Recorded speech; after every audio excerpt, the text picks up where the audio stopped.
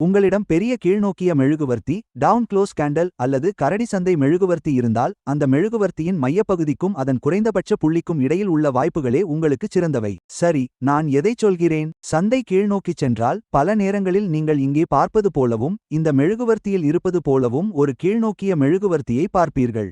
நாம் கரடி சந்தையில் இருந்தால், அடுத்த மெழுகுவர்த்தி முந்தைய நாள் மெழுகுவர்த்திக்கு மேல் வர்த்தகம் செய்யும், ஆனால் குறிப்பாக 50 விழுக்காடு மையப்பகுதி முதல் குறைந்தபட்ச புள்ளி வரை செயல்படும்.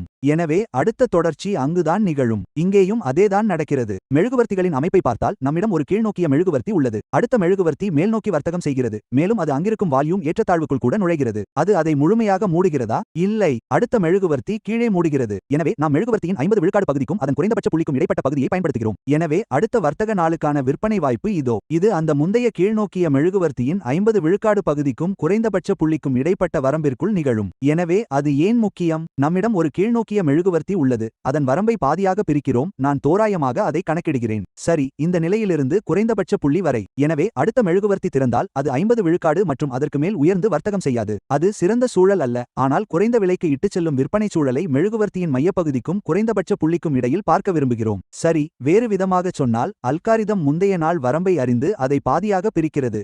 அந்த மெழுகுவர்த்தியின் குறைந்தபட்ச புள்ளி முதல் மையப்பகுதி வரை உள்ள அந்த வரம்புதான் மேக்ரோ மாக்ரோ செயல்படும் இடமாகும். அதாவது நான் எதைச் சொல்கிறேன்? விலை இந்த மெழுகுவர்த்தியின் தொடக்கத்தில் தொடங்கி முந்தைய மெழுகுவர்த்தியின் பாதி முதல் குறைந்தபட்ச புள்ளி வரையிலான வரம்பிற்குள் வர்த்தகம் செய்யப்படும். ஏனென்றால் அங்கேதான் உங்கள் வர்த்தக அமைப்பு இருக்கும். உடனடியாக அங்கேயே உங்களுக்கு ஒரு பெரிய சாதகம் கிடைக்கிறது. நாம் குறைந்த கால அளவிற்கு மாறும்போது நான் 15 நிமிட கால அளவிற்கு செல்கிறேன். இந்த மெழுகுவர்த்தியின் குறைந்தபட்ச புள்ளி நீல நிற கோட்டின் கீழ் இருப்பதை நீங்கள் காண்பீர்கள். மேலும் இந்த மெழுகுவர்த்தி இங்கே இருப்பது அனைவருக்கும் தெரிந்த கரடி ஆர்டர் பிளாக்காக ஆர்டர் பிளாக் இருக்கும். சரியா? சரி, அதைச் செய்வோம். குறைந்த கால அளவிற்கு செல்வோம். இங்கே உள்ள அனைத்து நிலைகளையும் இந்த சிறிய பச்சை நிற கோட்டையும் நினைவில் கொள்ளுங்கள். அது 80 நிலை 9180. சரி, இதுதான் 15 நிமிட கால அளவு. நாம் ஆகஸ்ட் 31 ஐ கவனிக்கிறோம். நான் காட்டிய 5 நிமிட ஃப்ராக்டல் என்பது இது அனைத்தும் தான். புரியுதா? இங்கே உள்ள இந்த முழு பகுதியும் ஒரு மார்க்கெட் மேக்கர் செல் மாடல், மார்க்கெட் மேக்கர் செல் மாடல். எனவே இங்கிருந்து இதுவரை, கீழே இதுவரை, அது ஒரு 5 நிமிட ஐசிடி மார்க்கெட் மேக்கர் செல் மாடல்.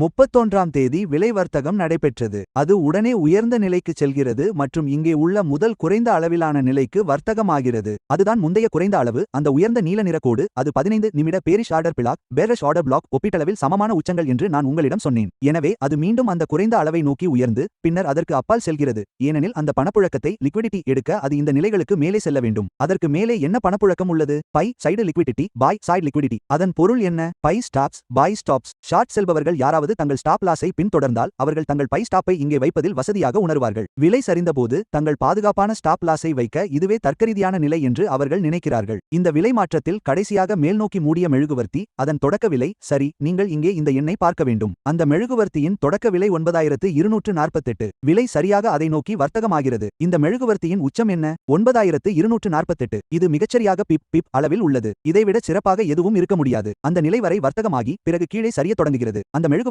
தான் உங்கள் ஸ்மார்ட் மணி ரிவர்சல். இப்போது நீங்கள் உங்கள் குறைந்த அபாய விற்பனையை தேட வேண்டும். அது எங்கே நிகழ்கிறது? சரி, விலை மேலே செல்வதை பார்க்கும்போது இதுதான் அந்த வளைவு. ஆனால் விலை கீழே செல்லும் ஒவ்வொரு நகர்வும், அதாவது ஸ்மார்ட் மணி ரிவர்சலுக்கு முன் கீழ்நோக்கி மூடிய மெழுகுவர்த்திகள், வளைவு பை சைடிலிருந்து செல் சைடுக்கு மாறும் இடம், அனைத்து கீழ்நோக்கி மூடிய மெழுகுவர்த்திகளையும் இங்கே உள்ள மிக உயர்ந்த மெழுகுவர்த்தியின் வலது பக்கத்தில் உள்ள நகர்வுடன் ஒப்பிடுங்கள். வேறு வார்த்தைகளில் சொன்னால், மார்க்கெட் மேக்கர் செல் மாடலின் ஸ்மார்ட் மணி ரிவர்சலில் இந்த மெழுகுவர்த்தியின் வலதுபுறத்தில் ஷார்ட்டாக இருக்கும் அனைத்தும் இந்த பக்கத்தில் கீழ்நோக்கி மூடிய மெழுகுவர்த்தியுடன் பொருந்த வேண்டும். எனவே நான் பேரிஷாக இருந்தால் நான் இந்த வடிவத்தை தேடுகிறேன். சரியா? அசல் ஒருங்கிணைப்பு கன்சாலிடேஷன் எங்கு இருந்தாலும் அதை கருத்தில் கொண்டு நான் விற்கிறேன். பின்னர் ஏதேனும் ரன்னர்ஸ் உருவாகும் பட்சத்தில் அதை பிடிக்க சிலவற்றை அப்படியே வைத்திருப்பேன். எனவே நீங்கள் கரடியின் ஆதிக்கமுள்ள சூழலில் இந்த பேட்டர்ன் அல்லது ஃப்ராக்டல் உருவாவதை எதிர்பார்த்தால் ஒரு பெரிய நகர்வை பிடிப்பதற்கான வாய்ப்பு உங்களுக்கு அதிகமாக இருக்கும். ஏனெனில் நீங்கள் இந்த ஃபேர் வேல்யூ கேப்பிற்கான அல்காரிதமிக் விலையிடலுடன் இணைகிறீர்கள். இது 92 புள்ளிக்கு கீழே சென்றது.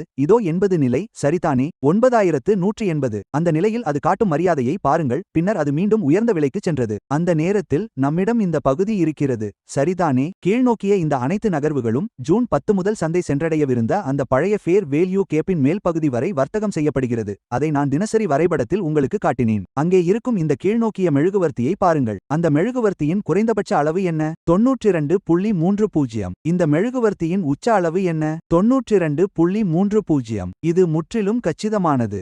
இந்த உயர்வை உருவாக்குவதற்கு முன்பு வாங்கும் புள்ளியாக இருந்த இந்த பகுதி சரியத் தொடங்கும்போது எந்தவொரு வாங்கும் புள்ளியும் சரிசெய்யப்பட வேண்டும். எனவே இது ஒரு மிடிகேஷன் பிளாக்காக மாறுகிறது.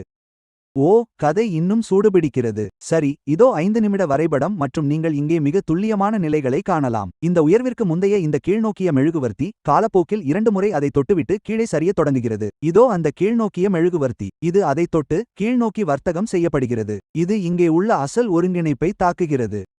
ஆனால் இந்த நகர்வில் இது மட்டுமே இல்லை. சந்தை எதை நோக்கி செல்லக்கூடும் என்பதை நீங்கள் கவனிக்க வேண்டும். இது அந்த ஃபேர் வேல்யூ கேப்பின் மேல்பகுதியாக இருந்தது, ஆனால் அது இன்னும் கீழே சரியலாம். எனவே ஒரு விற்பனை வாய்ப்பு கிடைத்தால் அது எப்படி இருக்கும்? சரி, இந்த உயர்வுகளுக்கு மேலே வாங்குபவர்களுக்கான பணப்புழக்கம், பாய் சைடு லிக்விடிட்டி மற்றும் உள்ளே ஒரு பேரிஷ் ஆர்டர் பிளாக் உள்ளது. மேலும் இந்த கடைசி மேல்நோக்கிய மெழுகுவர்த்தி இந்த மிடிகேஷன் பிளாக்குடன் மேலோங்கி நிற்கிறது. பிறகு உங்களுக்கு இது கிடைக்கிறது. இது ஒரு சிறந்த வர்த்தக நுழைவு இல்லையா? நிச்சயமாக இதுதான். இதோ உங்கள் 70.5. அதுதான் உங்கள் சரியான புள்ளி. பேம், இதோ வந்துவிட்டது. மிக்க நன்றி. பிறகு அது கீழே சரியத் தொடங்குகிறது.